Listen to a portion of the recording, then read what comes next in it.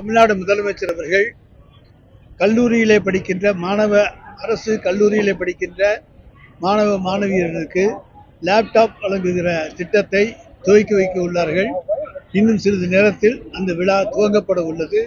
புதுக்கோட்டை மாவட்டத்தில் இருக்கக்கூடிய அரசு கலை அறிவியல் கல்லூரி மற்றும் மருத்துவக் கல்லூரி ஆகியவற்றிலே படிக்கின்ற மாணவ மாணவியர்களுக்கு லேப்டாப் வழங்குகிற திட்டம் இன்று முதல் துவக்கப்படுகிறது.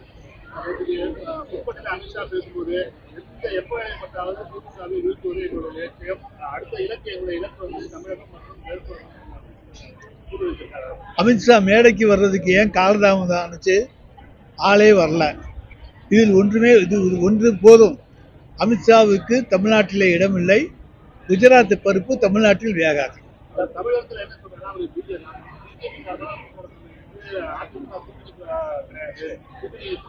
அப்ப பிஜேபிக்கு ஆள் இல்ல, அதை ஒப்புத்துக்கிட்டா சரி.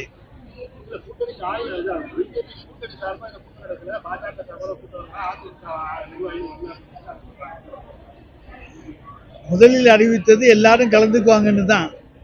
ஆனால் அதற்குள் ஒத்த கருத்துக்கள் வராத காரணத்தால் எல்லோரும் கலந்து கொள்ளவில்லை. அதுதான் உண்மை. எனவே அமித்ஷா நினைப்பது தமிழ்நாட்டில் அவர்கள் கூட்டணிக்குள்ளேயும் நடக்காது, வெளியேயும் நடக்காது.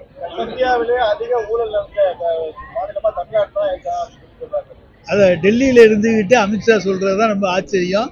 ஒன்றிய அரசை பொறுத்த வரைக்கும் ஒரு மாற்றம் வருகின்ற பொழுது என்னென்ன ஊழல்கள் நடந்திருக்கின்றன என்பது உலகத்துக்கு வெளிச்சமாக தெரியப்படும்.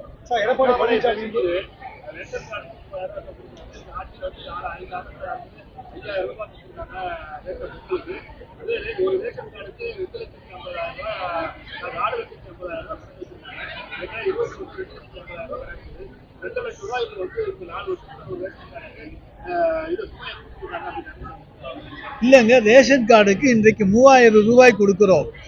இதுவரை தமிழ்நாடு வரலாற்றிலே 2500க்கு மேல் கொடுக்கப்படவில்லை. முதல் முறையாக இந்தியாவிலேயே 3000 ரூபாய் பொங்கல் பரிசாக இங்க இருக்கக்கூடிய அனைத்து குடும்ப அட்டைதாரர்களுக்கும் 2,20,00,000 குடும்ப அட்டைதாரர்களுக்கும் வழங்குகிற ஒரே அரசு எங்களுடைய மாண்புமிகு தமிழ்நாடு முதலமைச்சர் தலைவர் தளபதியினுடைய அரசு.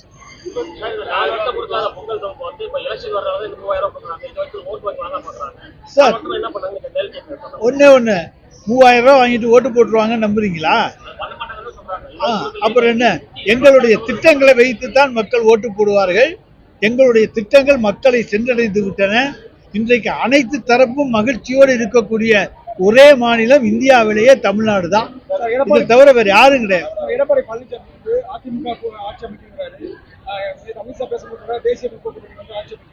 அது அவங்களுக்குள்ளே இருக்கிற கருத்து சண்டை. அதை பத்தி எங்களுக்கு என்ன கவலை? அது உள்நாட்டு யுத்தம். அவங்களே அடிச்சுட்டு போட்டோம். எங்களை பற்றி கவலை இல்லை. எங்கள் வெற்றி தெளிவாக உள்ளது. நாங்கள் தைரியமாக இருக்கிறோம். எனவே நாங்கள் எதை பற்றியும் கவலைப்பட வேண்டிய அவசியம் கிடையாது. எங்களுக்கு அடுத்தது யார் என்பதுதான் அவர்களுக்குள்ளே போட்டி. பீகார் உள்ளிட்ட பல்வேறு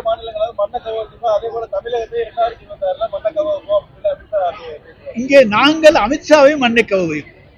பழைய ஓய்வூதிய திட்டத்துக்கு பல பேர் அரசு ஊழியர்கள் மாற்று கருத்து தெரிவித்திருக்காங்க. எதிர்மறையான கருத்துக்களே கிடையாது. 2003 அன்றைய அண்ணா திராவிட முன்னேற்ற கழக ஆட்சியிலே இந்த திட்டம் கொண்டு நிறுத்தப்பட்டது. ஆனால் இன்றைக்கு அரசு ஊழியர்கள் அனைத்து தரப்பிலும் மகிழ்ச்சியோடு வரவேற்று ஏற்றுக்கொண்டிருக்கிற திட்டம்தான்.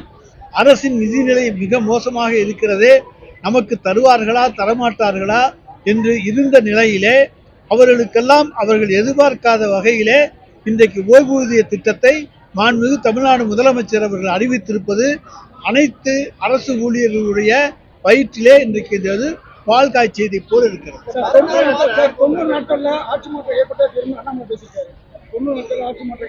எந்த 90 நாள்னு பார்ப்போங்க. 40, 50, 60 இது என்ன?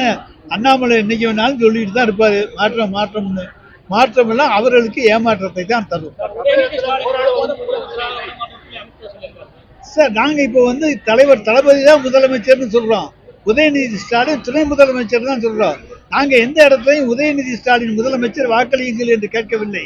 தலைவர் தளபதியினுடைய ஆட்சி தொடர, திராவிட மாடல் ஆட்சி பார்ட் 2 தொடர, தலைவர் தளபதியினுடைய கரங்களை வலுப்படுத்த எங்களுக்கு உதயசூரியனுக்கு வாக்களியுங்கள் என்று கேட்கிறோமே தவிர உதயநிதி ஸ்டாலினை இப்பொழுது நாங்கள் முன்னிறுத்தவில்லை. இந்த தேர்தல் பணிக்காக இன்றைக்கு அவர் சுழன்று பணியாற்றி கொண்டிருக்கிறார். இந்த இயக்கத்தினுடைய அனைத்து தொண்டர்களும் அவரை ஏற்றுக்கொண்டிருக்கிற ஒரு இளம் தலைவராக அவர் இருக்கிறார். எதிர்காலத்தில் அவர் இந்த கட்சிக்கு தலைவராக வருவார்.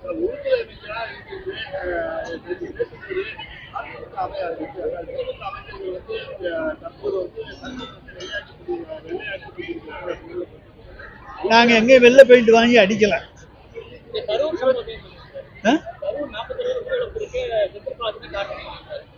அது அமித்ஷாவினுடைய கண்டுபிடிப்பு.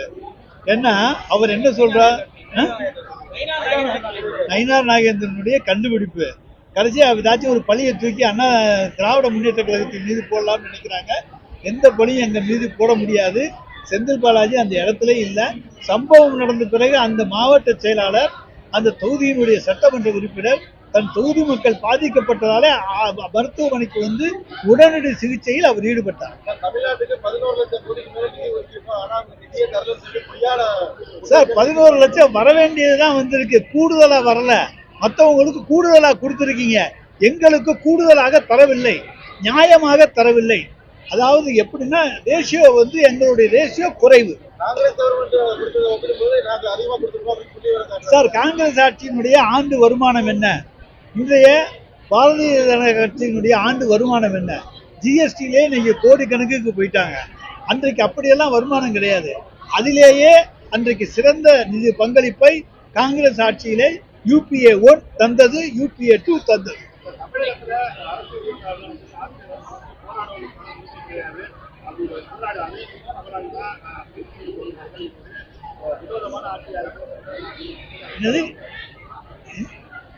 என்ன சொல்றீங்க சார்? எல்லாருக்கும் போராட்டம் நடத்துறதுக்கு உரிமை இருக்கு. அரசு ஊழியர்கள், ஜாக்டோ ஜியோ ஊழியர்கள் போராட்டம் நடத்தினார்கள். 6ஆம் தேதி போராட்டம் அறிவித்தார்கள். அதற்குள் தீர்வு காணப்பட்டு விட்டது. அவ்வளவுதான். யாரை போராட வேண்டாம்னு சொல்லிட்டு இருக்கோம்? போராட ஒழுங்காக அனுமதி கேட்டால் அவர்களுக்கெல்லாம் போராட அனுமதி கொடுக்கிறோம். அதில் தவறுகள் இருந்தால் நடவடிக்கை எடுக்கிறோம். திமுக கூட்டணியில் சார், திமுக கூட்டணியில் நான் சொன்னேன், இது இப்ப வெட்ட வெளிச்சமா இருக்கு. காங்கிரஸ் திமுக கூட்டணியில் வெளியேற முயற்சி எடப்பாடி சொல்லியிருக்காரு. சார் எடப்பாடி பகல் கனவு கண்டுகிட்டே இருப்பாரு. இன்னைக்கு எடப்பாடியே பாஜகவே முதலமைச்சர்னு ஒத்துக்கிறார். அப்புறம் எப்படி அவர் சொல்லுவாரு? எங்க கூட்டணி சரியா தான் இருக்கு. செல்வ பெருந்தகை தகுந்த காரணங்களை, சில விளக்கங்களை அன்றைக்கு அந்த நடைப்பயணத்துக்காக சொல்லிவிட்டு சென்றிருக்கிறார். எனவே எங்க கூட்டணியிலே தலைவர், எங்களுடைய தளபதி, அவரோடு அனைத்து கூட்டணி கட்சி தலைவர்களும் நல்ல நட்பில் இருக்கிறார்கள். எனவே இது உடைக்க முடியாத, அசைக்க முடியாத கூட்டணி. ஜோதிமணி ஒரு கருத்தை சொல்லியிருக்காங்க. இன்னைக்கு மாணிக்கம் சார் அவங்க கருத்து சார், ஒவ்வொரு கட்சியில 1000 பேர் கருத்து சொல்லுவாங்க. தலைமை என்ன கருத்து, தலைவருடைய கருத்து என்ன, அதைத்தான் பார்க்கணும். தலைமை என்ன சொல்லுது? தலைமை எங்கள்கிட்ட பேச்சுவார்த்தைக்கு வர்றாங்க. தலைமையினுடைய கருத்து தான் கருத்து. ஜோதிமணியுடைய கருத்தோ மாணிக் கருத்தோ கருத்தல்ல. அதெல்லாம் நாங்க ஊர்ல போறவங்க பேசுறதெல்லாம் நாங்க ஏத்துக்கிட்டு போகணுங்கிறது தேவையா இருக்கு. ஜோதிமணியை தூக்கி சுமந்தவர்கள் திராவிட முன்னேற்ற கழகத்தினர் தான்.